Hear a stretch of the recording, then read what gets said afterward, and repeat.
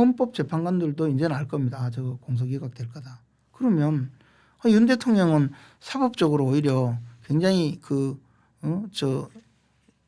어떤 짐을 벗은 상황이 되거든요.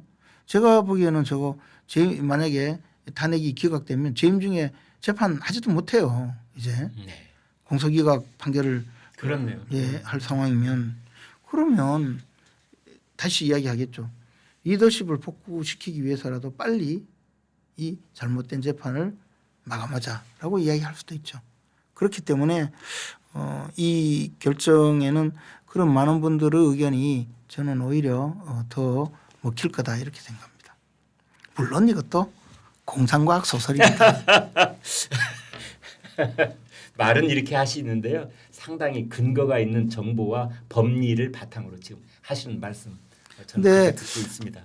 저는 이제 나름대로 저 나름대로 올바른 쪽이라고 생각하고 이야기를 해도 제가 한 가지 늘 마음속에 찜찜한 구석은 헌법재판관들이 너무 편향적으로 구성이 되어 있다는 거죠. 이미 그렇게 되어 있으니 네. 그러니까 그 둑을 허물기가 너무 어려울 것이다. 무슨 이야기를 해도 네. 뭐 우리 흔히 시중에서 하는 말로 머리가 깨져도 네. 나는 뭐 이쪽이다. 뭐 그런 분이 이미 내부는 계시거든요. 예. 그 예전에 여러분 기억하십니까? 대깨문 하면은 나의 대가리가 깨져도 나는 문재인 대통령 지지야 이걸 했던 이제 그 말씀을 점잖게 표현하시는 거예요. 그러니까 이게 얼마나 참 힘든 국면이죠 이게. 김 의원님 근데 이런 얘기를 하시는 분이 있습니다. 저희 그 댓글에 제가 봤는데 윤 대통령을 기각이 아니라 각하를 하면은 기각과 각하의 차이가 있는데 각하를 하면은 탄핵 소추를 다시 발의를 할 수가 있고 기각을 하면은 탄핵 소추 다시 발의를 못 한다. 기각하면 기판력이 형성되는데 각하는 재판을 안 한 거니까. 예, 다시 할 수 있다. 그렇죠. 그 말 맞는 지적입니다. 그건 맞습니다. 그런데 이제 국회에서 의결이 안 되겠죠 이제는. 한동훈이 없지 않습니까? 200명 있어야 되는데 네. 예. 그리고 한동훈도 없고 한동훈이 없으니까 한동훈 대표가 자꾸 탄핵을 막았다고 하는데 탄핵은 민주당이 막았죠. 참 저 계엄을 막았다고 주장하는데 한동훈 대표는 계엄에 자기가 뭐 투표한 것도 아니고 그냥 국회 의사당에 가서 이재명 대표하고 악수한 것밖에 없잖아요. 정수리 사진만 찍히고. 네. 근데 이제 탄핵은 본인이 했죠. 막 탄핵하자고 막 주장하고 그리고 윤리위원회 소집해가지고 출당시키려고도 노력했는데 그건 안 됐죠. 네. 그래서 그러나 이제 만약에 각하되면 아무리 또 다시 하려고 해도 이제는 200명이 찬성하지 않을 겁니다. 이제는 이제 좀 그렇죠. 알았거든요. 네, 그렇죠. 국회의원들도 좀 정신 차렸다고. 국회의원들도 정신 차리고 그동안 공부도 많이 했고. 네, 공부도 많이 하고 어떤 일이 벌어지는지를 봤죠. 김상욱 의원은 뭐 정신 못 차리고 또 모릅니다. 또 그런 일이 있으면 안 되는데 단식을 한다니까. 이재명 대표 다음 주 수요일 날 이제 항소심에서 가령 유죄 판결이 이제 중벌로 나올 경우 이제 항소가 기각이 될 경우를 말씀드리는 건데 그래서 대법원으로 넘어갈 상고가 될 거고 그때 대법원이 조기 대선보다는 먼저 판결을 내려야 되는 것 아니냐 이런 얘기가 있는데 만약 윤 대통령 복귀하면 뭐 조기 대선이고 뭐고 다 없던 얘기가 그렇죠. 네. 그래서 이제 만에 하나 탄핵이 인용이 됐을 때 그러면 3월 26일 이제 선고가 되면 한 일주일 내에 사건 기록이 다 만들어져서 대법원으로 가거든요. 네네. 그럼 3월 말쯤 3월 31일에서 4월 초 그렇게 하면 4월 달에 곧바로 이제 이 소송 기록이 대법원에 접수가 되었습니다. 네.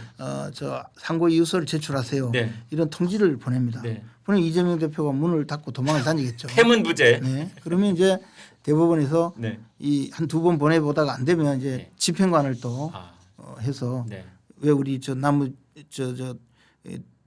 우리 옛날 보면 세금 안 내려고 숨겨놓고 집에 금덩어리 갖고 있는 사람 막 문 따고 들어가서 하지 않습니까? 그런 이제 일을 하는 집행관을 이 돈을 좀 많이 주고 이제 보내러 갔죠. 그래서 이재명 대표를 막 쫓아다녀야 됩니다. 근데 이분이 이제 많이 도망 다닐 거예요. 그럼 이제 의원실로 가가지고. 근데 아마 그때는 의원실도 문을 잠그고 있을 거라고 봅니다. 뭐 옆 의원실로 가기도 하고 뭐 그렇다면서요. 옆 의원실에 해서는 안 됩니다. 의원실. 아니요, 그 이재명 대표가 예. 본인 방에 있는 게 아니고 네. 다른 의원들 방에가 네. 앉아 있다 뭐 이런. 뭐 그 대표 그러니까 대표 회의 할 때는 꼼짝없이 있어야 되니까 거기 들어가서 추면 이제 그 시간부터 진행해서 아니 그 변호사한테 주면 안 됩니까? 꼭 피고인 본인한테. 변호사 선임을 안 하잖아요. 선임을 안 한다니까. 선임을 안 하는구나. 그래서 항소심에서도 그 선고법 그래서 변호사 선임도 안 하고 도망가고 그러니까 국선 변호인을 선임해서 그쪽으로 주겠다니까 항복하고 받으셨습니다. 예, 뭐 대단한 분이에요.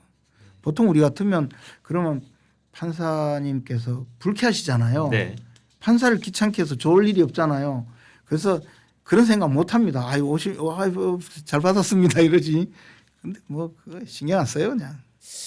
문재인 정부 때 청와대에서 페이스북 라이브 방송을 했던 사람입니다. 김선 여성인데요. 어떻게 보면은 그 매우 골수 민주당 당원 이렇게 볼 수도 있겠죠. 청와대 디지털 소통센터에서 행정관을 했는데 이분이 탈당을 하면서 민주당을 탈당을 하면서 이재명 대표하고 민주당을 아주 강력하게 비난을 했습니다. 그 내용을 여러분께 몇 구절 읽어드리겠습니다. 매달 1,000원을 내고 있는 권리당원 최소 당비를 내며 구역질을 참고 당적을 유지하고 있었다. 그런데 이제 그 당적을 버리겠다. 그 계기로는 이재명 대표가 지난 5일인가요? 그 유튜브 채널 매불쇼라는 데 출연을 해서 했던 발언이 이제 문제가 된 건데 이재명 대표가 자신의 체포 동의안이 국회에서 가결된 것에 대해서 당내 일부 의원들이 검찰과 짜고 한 것이다라는 것에 대해서 이제 그 당시에도 거센 반발이 있었는데 이 김선 행정관이 뭐라고 했느냐? 그 미친 듯한 악의와 거짓말에 머리에서 불이 나는 듯해서 밤을 꼬박 새웠다.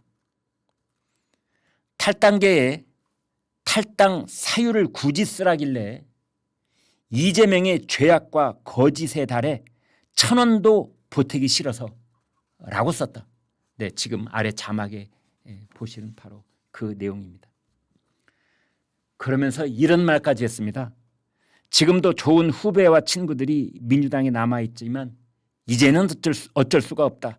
당비 1,000원으로 차라리 젤리를 사 먹는 게 낫겠다. 네, 지금 보시는 화면에 이쪽에 이쪽인가요? 제 손을 이쪽 방향으로 해야 되고요. 지금 여기에 계시는 이분이 김선 문재인 대통령 때 청와대 행정관이었던 분입니다. 그러면서 이재명 대표가 최상목 권한대행에게 몸조심하라고 했던 그 발언도 아주 강력하게 비판을 했는데 뭐라고 했느냐? 그 이재명 대표가 최상목 권한대행에게 몸조심하라고 했다는 그게 지금 그 민주당 공식 SNS에 올라 있습니다. 이제 이것에 대해서 김선 행정관이 뭐라고 하느냐? 저 끔찍한 소리를 공식 계정에 올리는 정당이다. 민주당의 폐허가 처참하다.